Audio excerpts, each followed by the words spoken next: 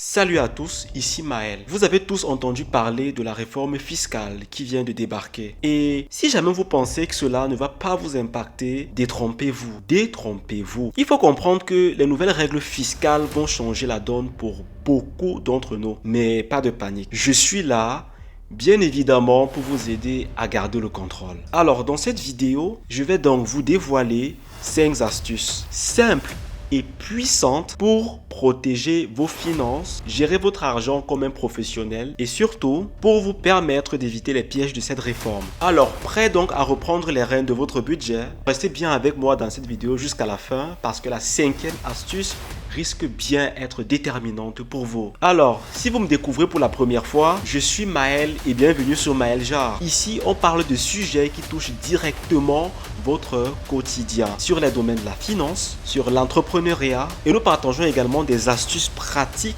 afin de mieux gérer votre vie personnelle et professionnelle. Alors, si jamais vous êtes intéressé par des conseils concrets et pratiques pour réussir vos projets et mieux comprendre ce qui se passe autour de vous, vous êtes ici au bon endroit. Alors moi, je vais vous demander simplement encore 2 choses si cela n'est pas encore fait, bien entendu. Abonnez-vous à la chaîne en cliquant juste en dessous et surtout activez la petite cloche de notification afin de ne rien manquer de toutes nos sorties vidéo sur la chaîne. Ici, je partage avec vous des clés pour vous permettre de naviguer confortablement dans un monde de plus en plus complexe et surtout de vous permettre de prendre les bonnes décisions de votre avenir. Alors, c'est parti. Alors, la première astuce que je vais partager avec toi dans cette vidéo aujourd'hui, c'est évaluer vos revenus ainsi que vos dépenses avec précision. Alors, pour comprendre comment la réforme fiscale pourrait impacter vos finances, il est donc essentiel de comprendre en profondeur votre situation financière actuelle. Prenez donc un moment. Voilà donc ce que vous allez faire. Prenez un moment pour répertorier tous vos revenus. Et comprenez bien que cela inclut non seulement votre salaire, mais également vos revenus passifs comme les loyers, les dividendes ou encore des gains potentiels sur des activités secondaires. Alors ici, il faut simplement noter que ça peut être des freelances, des entreprises personnelles,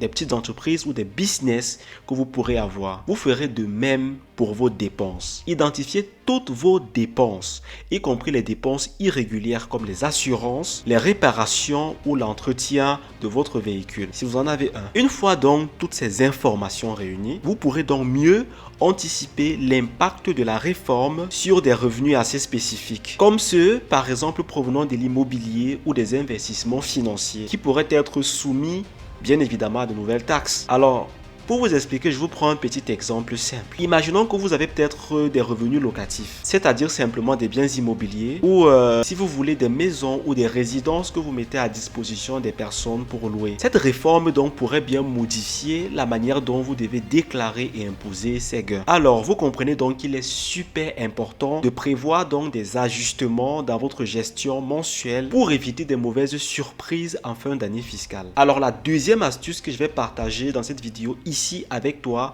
c'est de mettre en place un budget réaliste. Un budget bien pensé est indispensable pour ne pas se laisser déborder par des nouvelles charges fiscales. Alors, c'est donc quoi un bon budget précisément? Un bon budget commence par une répartition claire de vos revenus. Alors, faites donc le point de tout ce que vous percevez en termes de rentabilité. C'est très important. En plus de diviser vos dépenses entre les catégories classiques que vous connaissez vraisemblablement, à savoir le loyer, l'alimentation, ainsi que les loisirs, bien évidemment, incluez une catégorie pour l'épargne fiscale. Alors, de quoi s'agit-il plus particulièrement? Il s'agit ici d'allouer une partie de votre budget pour anticiper des régularisations fiscales ou alors d'éventuels ajustements à la hausse de vos charges fiscales. Alors, si vous constatez par exemple que vos dépenses dans la catégorie loisirs sont importantes, vous pouvez donc réfléchir à une réduction temporaire de ces dépenses-là. Je précise bien que c'est une solution qui pourrait être temporaire et pas définitive, parce que je vois déjà bien comment vous montez sur vos gros chevaux pour venir contre moi. Vous pouvez donc réfléchir comment faire pour les réduire de manière temporaire. Cette méthode va vous permettre d'allouer un peu plus d'argent à votre épargne ou alors à des remboursements fiscaux imprévus. Et pour cela, en guise de solution alternative par rapport à la mesure sur les loisirs, vous pourrez bien évidemment privilégier des activités gratuites ou tout simplement à coût réduit en période des réformes. La troisième astuce que je vais partager avec toi dans la vidéo, c'est de constituer un fonds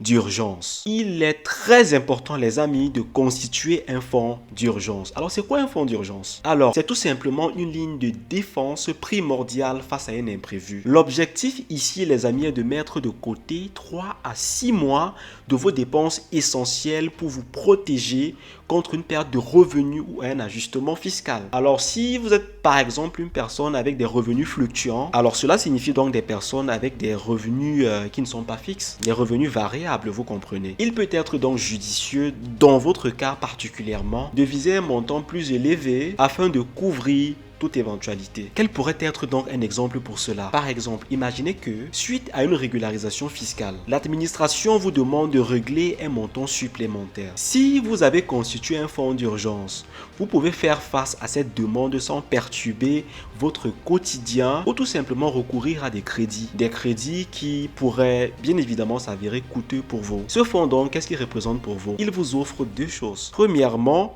la tranquillité d'esprit ainsi qu'une bonne marge de manœuvre confortable en cas d'imprévu. La quatrième astuce, c'est de tirer profit des avantages fiscaux. Alors, ce que je vous demande de faire, c'est de ne surtout pas sous-estimer les avantages fiscaux à votre disposition. Sachez que les autorités fiscales offrent des réductions ou des exonérations, si vous voulez, que vous pouvez utiliser pour réduire votre charge fiscale. Alors, ces avantages peuvent donc inclure des déductions pour des frais médicaux, les dons de charité que vous pourrez peut-être faire dans des orphelinats ou bien tout simplement des actions caritatives. Alors, les investissements dans des produits d'épargne retraite ou des crédits d'impôt pour les enfants à charge. Chaque pays a ses propres règles sur le sujet. Alors, assurez-vous de bien connaître les exonérations qui s'appliquent à votre situation au Cameroun. Alors, un exemple simple pour cela. Si vous avez des enfants en bas âge, vous pourriez bénéficier de crédits d'impôt pour les frais de garde, par exemple. Ces montants donc peuvent être déduits de votre revenu imposable, ce qui réduira, bien entendu, vous l'avez compris,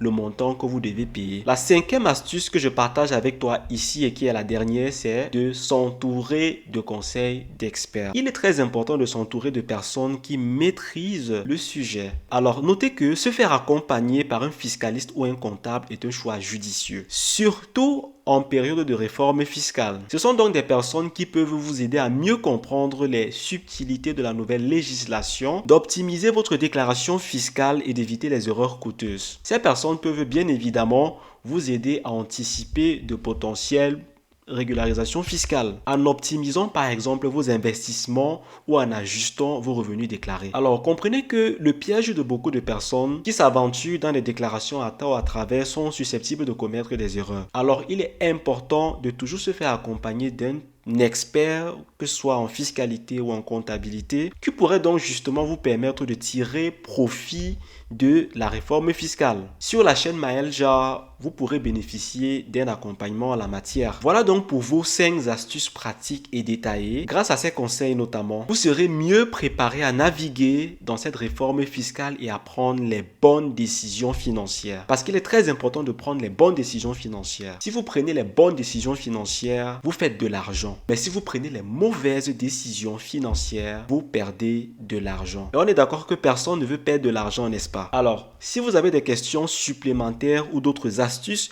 que vous souhaitez partager ici avec nous, les commentaires sont ouverts. Laissez-nous simplement un commentaire et nous prendrons le soin de vous répondre bien évidemment. N'oubliez surtout pas, abonnez-vous à la chaîne Maëlja pour rester informé sur d'autres sujets importants. Merci de m'avoir suivi et à très bientôt.